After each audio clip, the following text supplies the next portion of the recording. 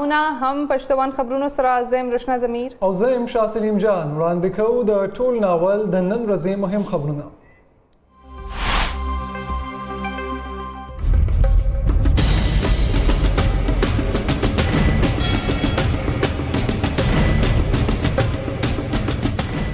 وفاقی حکومت لخوا د پټرولو قیمتونو کې یو ځل بیا لوی اضافه. پټرولو قیمت کې 12 روپے او 3 پیسې زیاتوالی شوی. د پټرول نوی قیمت یو سل یو کم 70 روپے او 80 پیسې مقرر. های سپیډ ډیزل کې هم 9 روپے او 53 پیسې اضافه. د خاورې تیلو قیمت کې 10 روپے او لایټ ډیزل قیمت کې 9 روپے او 43 پیسې زیاتوالی مخې ته راغلی.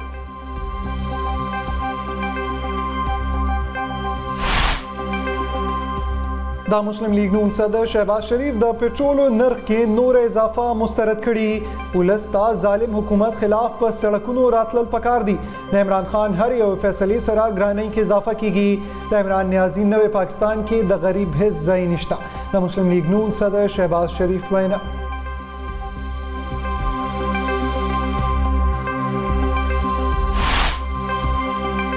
د پیپلز پارټي چیئرمین بلاول بھٹو زرداری لخوا د پټرولو قیمتونو کې اضافه مسترد. عمران خان په ولس د ګرانۍ بمباري تیزه کړې ده. عمران خان د پټرولو قیمتونو ریکارډ کچې ته رسول غواړي. د بلاول بھٹو زرداری وینا وايي د پټرولیم مصنوعاتو قیمتونو کې نور اضافه د ولس په جیبونو ډاکه اچول.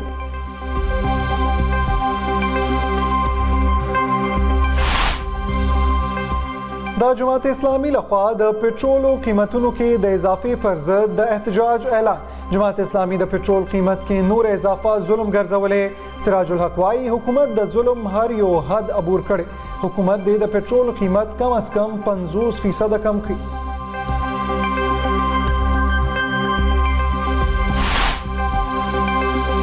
ملک کې پټرول یو ځل بیا ګران. ولس له پکار دی چې کم نه کم پټرول استعمال کړي. د ساينس او ټیکنالوژي وفاقي وزیر شبلی فراز ولس ته مشوره وايي نړیوال مارکیټ کې قیمتونه $15 ته رسیدلي.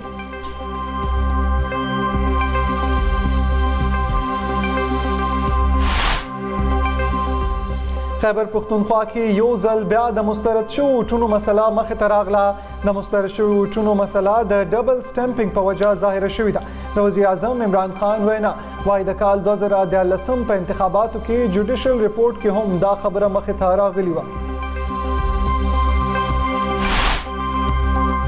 د پاکستان تحریک انصاف رهنما فیصل جاوید وايي کچره د عدم اعتماد تحریک کامیاب شو نو عمران خان با نور خطرناک شي. اپوزیشن جماعتونه صرف د کرپشن کول لپاره یو ځای شوي دي.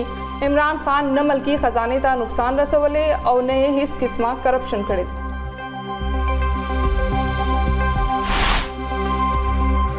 د اطلاعاتو او نشریاتو وفاقي وزیر فواد حسین چودھری د ISPR دوره.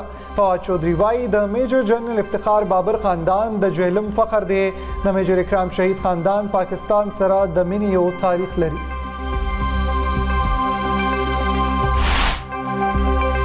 د پیپلز پارټي لخوا د لانګ مارچ شیډول اعلان. لانګ مارچ به د 20 فروری نه د کراچۍ نه شروع کیږي. لانګ مارچ به د پیپلز پارټي چیئرمین بلاول بھٹو زرداری په قیادت کې د سلور دیش مختلفو ښارونو نه تیرېدو نه پس اسلام آباد ته رارسي.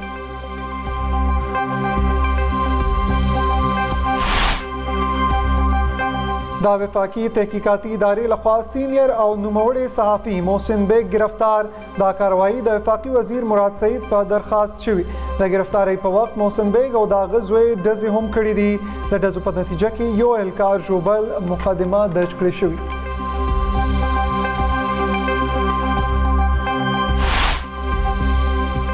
د PIA لخوا د استرالیا لپاره پروازونه شروع کولو فیصله. د مارچ آخري هفته کې بعد د کراچۍ او لاهور نه د استرالیا لپاره پروازونه شروع کیږي. د استرالیا ایویشن لخوا اجازت ملاویدو سره به اپریشن شروع شي. د PIA ترجمان وینا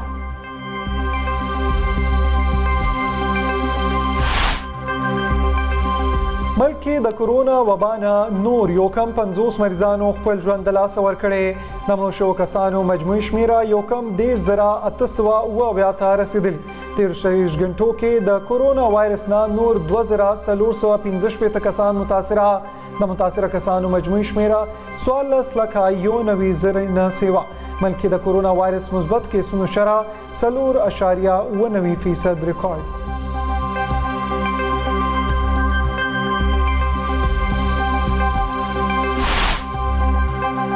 روس اوس هم په یوکرین حمله کولی شي. د امریکایي صدر جو بایدن دعوا وايي کچېرې روس په یوکرین حمله وکړه نو پابندۍ به پرې لګولی شي.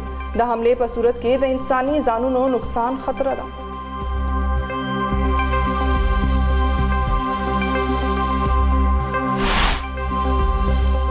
هندوستان کې د مسلمانانو ښځو د حجاب په سر شروع شوي جګړې شدت اختیار کړو. مسلې د مسلمانانو هلکانو جنکو تعلیم هم د خطرو سره مخامخ کړي. د انساني حقوقو تنظیمونه د دې موضوع په سر بهارت باندې سخت تنقیدونه کوي.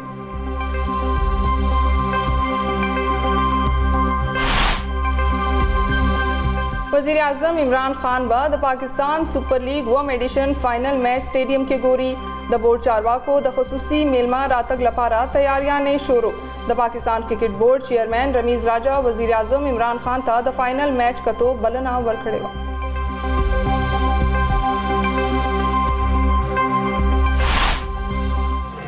Jason Roy on the sweep. And there's our first boundary and the reply. Timing, a little finger on it, might just get there. Cutting, I think Cutting's come second. Yeah, very close pass, well done. Right, how far's that gone? Oh no.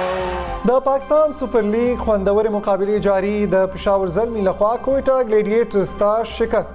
د یو سل شپږ اتیا رنزو هدف په جواب کې کویټا ګلیډیټرز یو سل یو شپېته رنز جوړ کړي.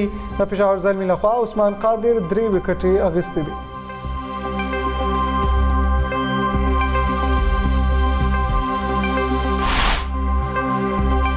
برنی خیبر پختونخوا ګلګت بلتستان او د کشمیر ځینې علاقو کې د باران او په غرونو د واورې ورېدو امکان. د موسمیاتو محکمې پیشنګوئی وايي د ملک نورو علاقو کې به موسم یخ او اوچ وي.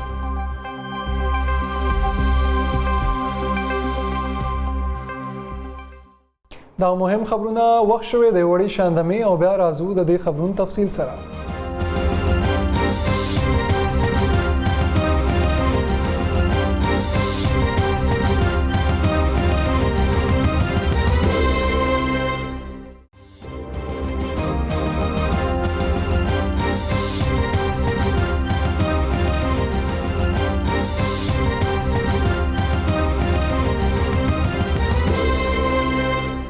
هم پښتون خبرونو کې یو ځل بیا هرکلی وړاندې کوو د خبرونو تفصیل. وفاقي حکومت د راتلونکي 15 ورځو لپاره د پټرولیم مصنوعاتو په نرخونو کې د لوی زیاتوالي اعلان کړی دی. د خزانه وزارت لخوا جاری شوی نوټیفیکیشن تر مخه د پټرولو په نرخ کې 12 روپۍ او 3 پیسې زیاتوالی شوی چې د دې نه وروسته د پټرولو نوې نرخ یو سل یو کم شپېته ته ورسېدو. د نوټیفیکیشن مطابق د های سپیډ ډیزلو په نرخ کې 9 روپۍ او 53 پیسې زیاتوالی راغلی چې وروسته یې نوې قیمت یو سل او 450 روپۍ شوی دی. یاد دی چې د دې نه وړاندې وزیر اعظم عمران خان د پټرولو په نرخونو کې د زیاتوالي سمري د نظرثانۍ لپاره د خزانه وزارت ته لیږلې وه. اوګرا د IMF د شرطونو مطابق د پټرولو په نرخونو کې د 12 روپۍ فی لیټر اضافي وړاندیز ورکړی و. د مسلم لیگ نون صدر شهباز شریف د پټرولو نرخ کې نور اضافه مسترد کړې ده او ویلي دی چې ولس ته د ظالم حکومت خلاف په سړکونو راوتلل پکار دي. شهباز شریف ویل چې حکومت کور ته د لیږلو پورې ګراني ختمېدل ممکن نه دي او د عمران خان هر یو فیصلې سره ګرانۍ کې اضافه کیږي.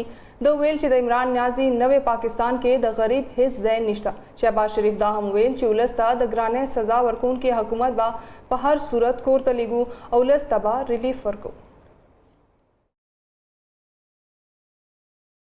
د پیپلز پارټۍ چیرمین بلاول بھټو زرداری لخوا د پټرولو قیمتونو کې اضافه مسترد کړې شوې ده. د بلاول بھټو زرداری وینا ده چې عمران خان په ولس د ګرانۍ بمباري تیزه کړې ده او عمران خان د پټرولو قیمتونه ریکارډ کچې ته رسول غواړي. بلاول بھټو زرداری دا هم ویل چې د پټرولو مصنوعاتو قیمتونو کې نور اضافه د ولس په جیبونو ډاکه اچول دي. د پیپلز پارټۍ لخوا د لانګ مارچ شیډول اعلان هم شوی دی. لانګ مارچ به د 28 فروری نه د کراچۍ نه شروع کیږي. جماعت اسلامي د پټرولیم مصنوعاتو نرخونو کې د زیاتوالي پر ضد د 2 ورځني احتجاج اعلان کړی. د جماعت اسلامي امیر سراج الحق ویل چې حکومت د ظلم ټول حدونه پار کړي دي. ښاغلي سراج الحق زیاته کړه چې د پټرولیم محصولاتو په نرخونو کې زیاتوالی مسترد کوو. د پټرولیم مصنوعاتو په نرخونو کې 50% کمی پکار دی. یاد دی چې حکومت 13 شپه د پټرولو په نرخ کې 12 روپے او 3 پیسې زیاتوالی اعلان کړی دی. د ملک نورو برخو په شان د رستم خلک هم د موجوده ګرانۍ نه سخت تنګ شوي دي. دوی وایي 3 کلونو کې ګراني دومره سیوا شوې ده چې خلک په خودکشو مجبوره شوي دي. عامولس وویل چې د پټرولو قیمت کې 12 روپۍ اضافه سخت ظلم دی او دې سره به نور هم د ضرورت څیزونه ګران شي. عام خلکو د حکومت نه مطالبه کړې ده چې خپله فیصله دې واپس واخلي او غریب ولس ته دې ریلیف ورکړي. 12 روپے 12.5 روپے पेट्रोल grand شوي دي او 162 روپے لیټر شو او دا غریب قوم دی. اوس نه کارخانه شته نه وسایل شته نه مزدور هر سړی مزدورګار دی خپل بچو ته ډوډۍ ګټي او دې पेट्रोल چې ګران شو دې سره معاشیت ټول ګران شو. لکه یقینا مو خدا سره جوړ شوی چې دا موټر سایکل پریږدو دغه تیل روزانه ګرانیږي وروره د یو سیس دغه نشته دی نه تنخواه کې چې کم دی اضافه شته دی نه د مزدور په دیاړۍ کې اضافه شته دی صرف بده بس روزانه چې کم دی نوې ریټ را روان دی نن یو ریټ باندې سیس دی سبا په بل ریټ باندې دی.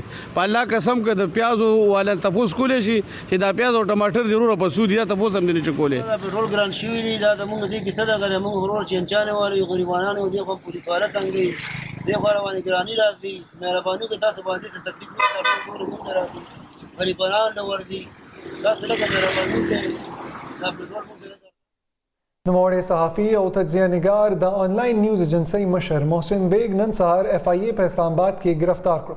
دا گرفتاری د وفاقي وزیر مراد سعید په درخواست منځته راغلی ده. د گرفتاری په وخت محسن بیگ او داغه زوی د پولیسو سره مزاحمت وکړو او په تمانچه په ډزې هم وکړې. د محسن بیگ په مزاحمت کې د FIA یو اهلکار معمولی زخمی شوی دی. محسن بیگ په تیر وختونو کې هم په وزیر اعظم عمران خان سخت تنقیدونه کړي دي او داغه پټې خبرې ښکاره کړي دي.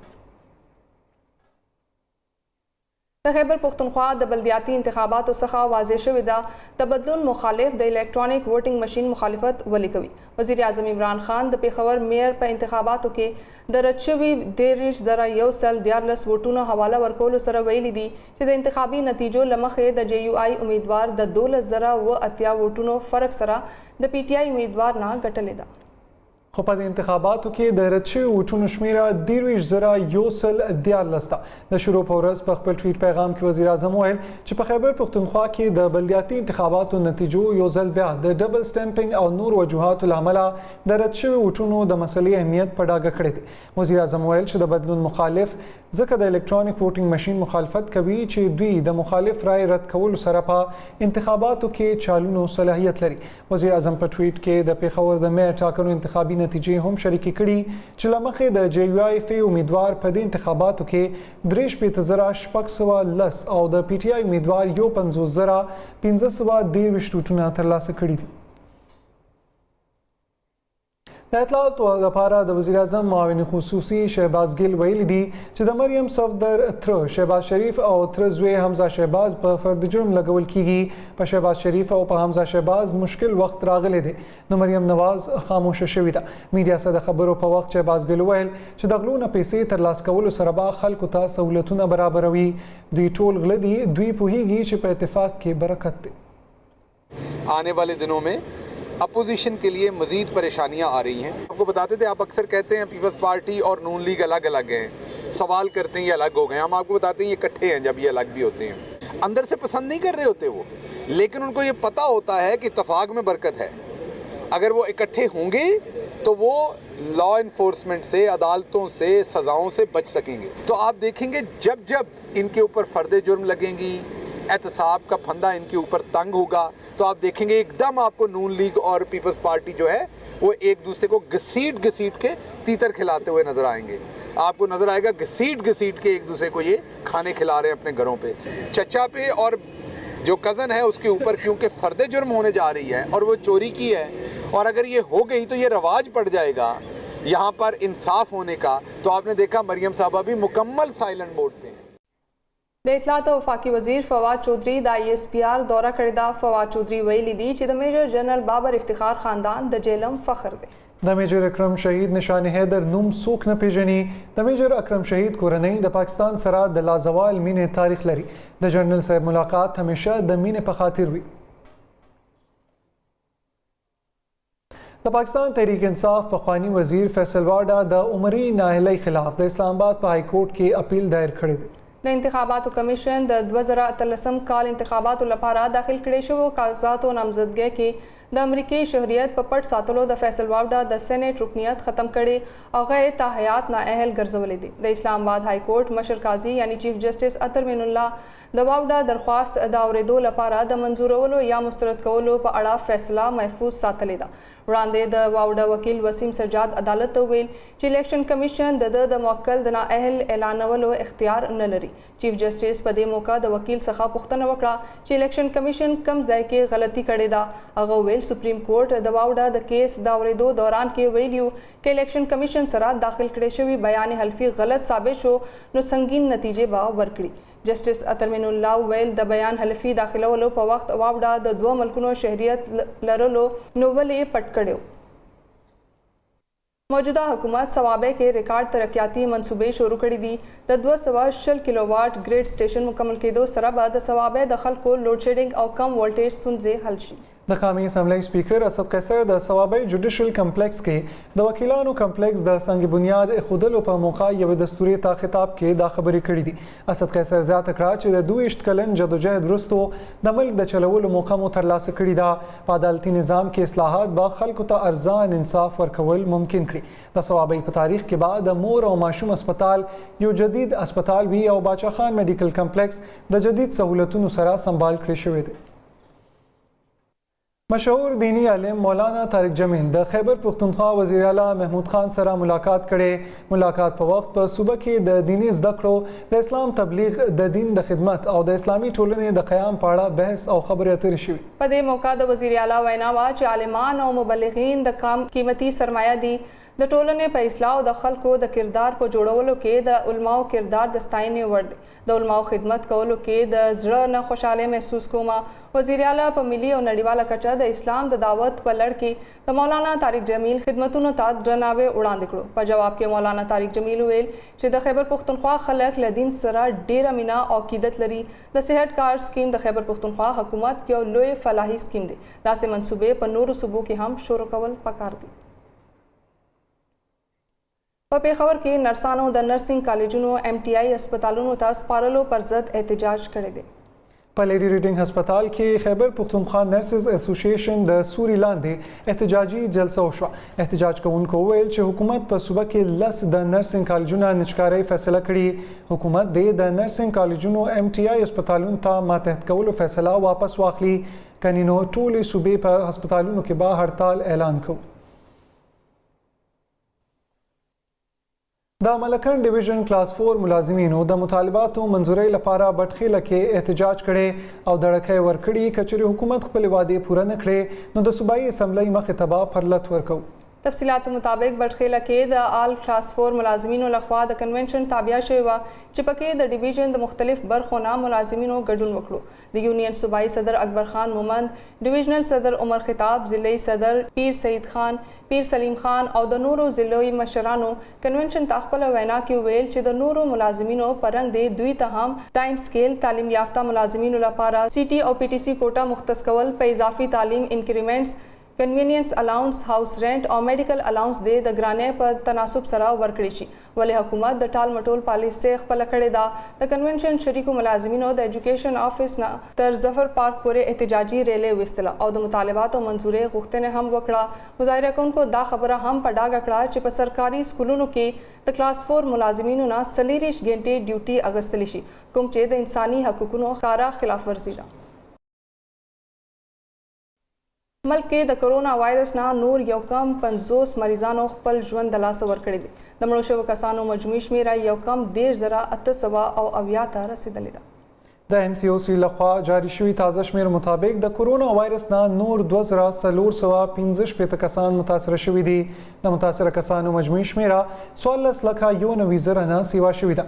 بلکې د کرونا وایرس مثبتو کیسونو شرح 4.99% ریکارډ شوي.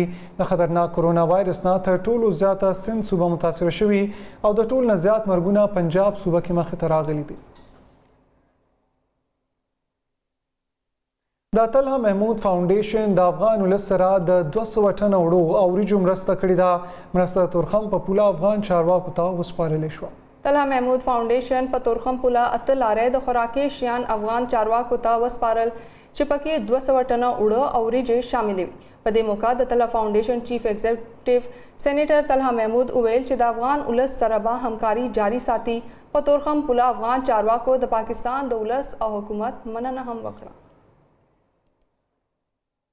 د افغانستان لپاره د امریکای خصوصي استازی ټامس ویسټ وایي امریکا د طالبانو خلاف د هیڅ یوې مخالفې ډلې حمایت نه کوي او د سیمې د نورو هیوادونو هم غواړي چې همدغه شان پالیسي خپله کړي. ښاغلي ویسټ د امریکایي سولې انسټیټیوټ کې یو وینا کې وویل امریکا طالبان سره صادقانه او رښتینې خبرې کوي.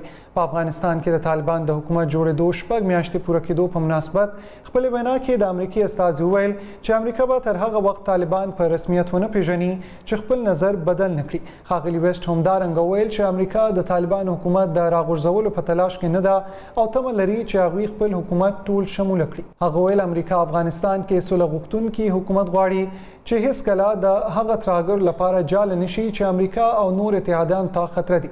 داسې حکومت چې د ښځو او جنکو په ګډون د ټولو حقونه ساتنه وکړي. د امریکای استازي طالبان سره شوي خبرې سپینې وبللې او ویل هغه ټولو طالب مشران سره ناسته ولاړه ګټوره او رښتینې وه. هغه ویل چې اوس افغانستان کې د امریکای ترجیح د انساني بحران مخنیوي کول دي. ښاغلي ویسټ د افغانستان د کنګل شوي پیسو په اړه ویل چې صدر بایدن فیصلې ته په اشاره ویل چې د دې فرمان نسم مطلب اخیستې شوی دی. هغه وایي د صدر بایدن د دې فیصلې هدف دا و چې د افغانستان کنګل شوي اساسو 3.5 ارب ډالر محفوظ کړي چې په دې سخت اقتصادي حالاتو کې افغانان ورته ضرورت لري ځکه د دې وړاندې ټول 9 ارب ډالر ته رسایي ناممکنه ده.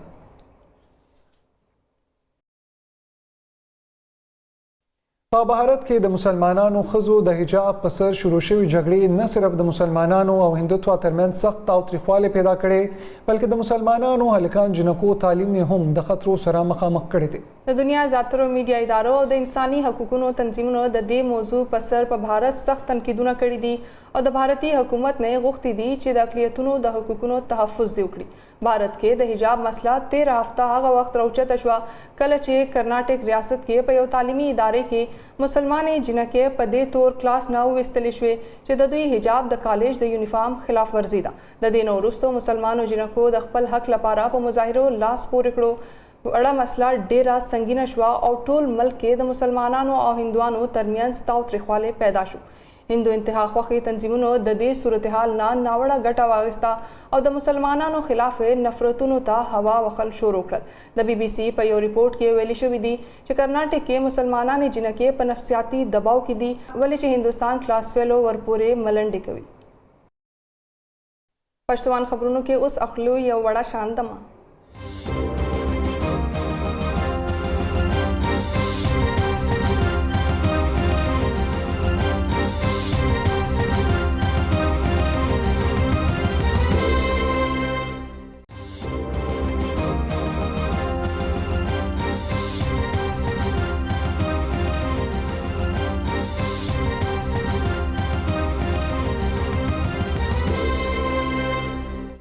هم پښتون خبرونو کې یو ځل بیا هرکلی وړاندې کوو د لوبو او د لوبغاړو خبرونه. د پاکستان سپر لیگ خوندورې مقابلې جاری دي. د پېښور زلمي لخوا کویټا ګلیډیټرز ته شکست ورکړی شوی دی. د 1.8 رنزو هدف په جواب کې کویټا ګلیډیټرز 1.18 رنز جوړ کړي. د پېښور زلمي لخوا عثمان قادر 3 وکټې هم اخیستې دي. Timing. A little finger on it. Might just get there. Cutting. I think Cutting's come second, yeah. Very close pass. Well done. Right, how far's that gone? Oh, no, oh, no. Oh, that one has found the middle of the bat. ICC men's T20 world cup qualify round ए 13 फरवरी څخه په عمان کې پیل کیږي د ټورنمنټ په اولنۍ ورځ بعد د څلور میچونو فیصله کیږي د پرانستې میچ کې بعد د کوربه عمان لوبډلې مقابله نیپال سره کیږي دویم میچ به د کینیډا او فلپاین دریم د آیلند او UAE او څلورم د بحرین او جرمني ترمنځ کیدونکي دی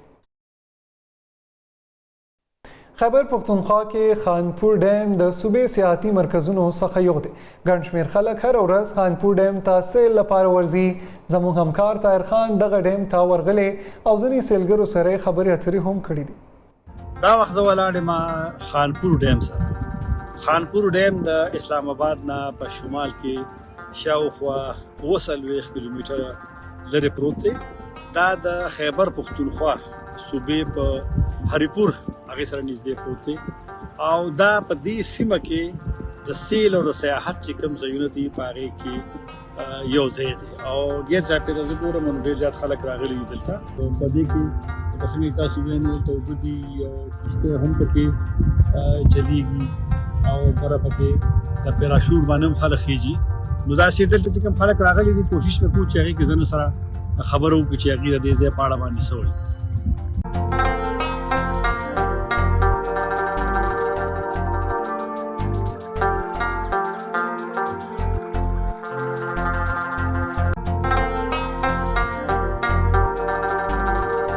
دا وخت ولاړ یم خانپور ډیم سره دا چې کوم یو د سیل سیاحت لپاره راغلی هغه سره خبرې کوو ډېره مهرباني ستاسو د وخت راکولو تاسو خپل ځان راته معرفي کې څه کوئ زه معلوم رفعت خان دی او زه د یو ICC سټوډنټ یم اسلام آباد کې ښه زه سبق وایم ښه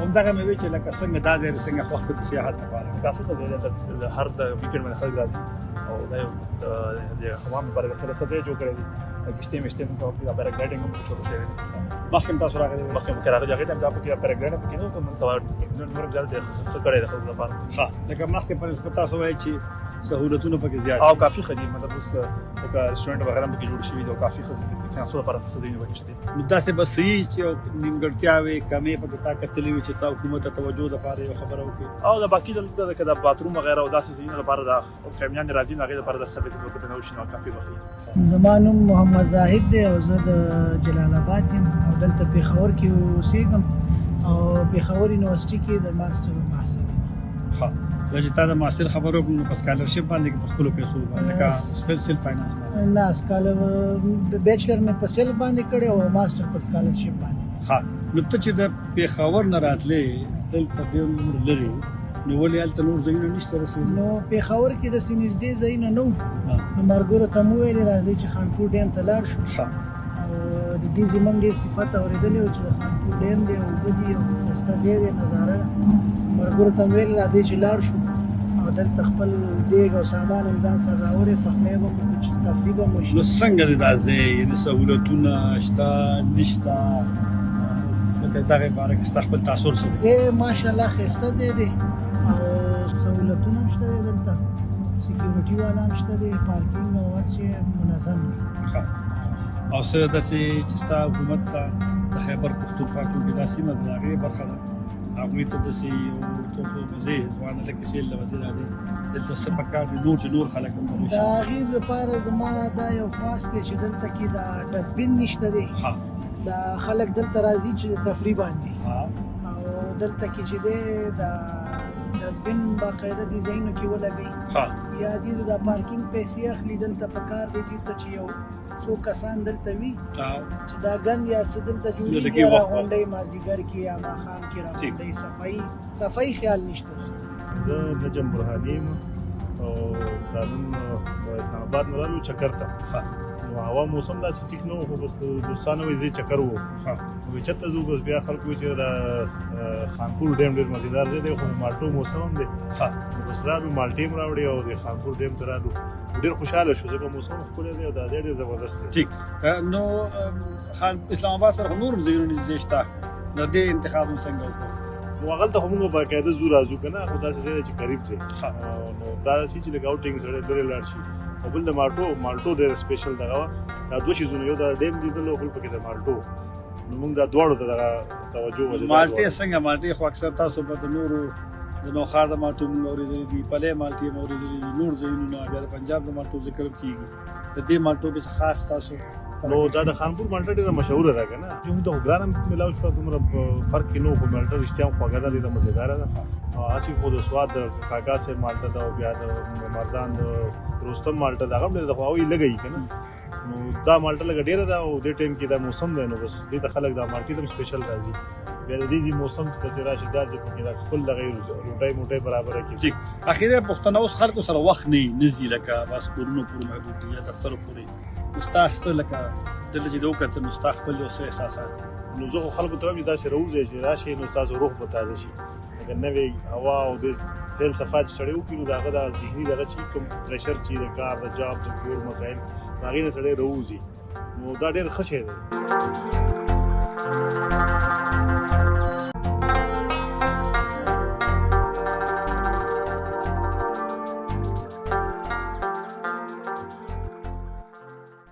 هم پښتون خبرونو نه تر دې د مومدغه د نورو تازه خبرونو لپاره زموږ د سوشل میډیا پاڼې تاسو کتئ شئ. د لوی الله په امان.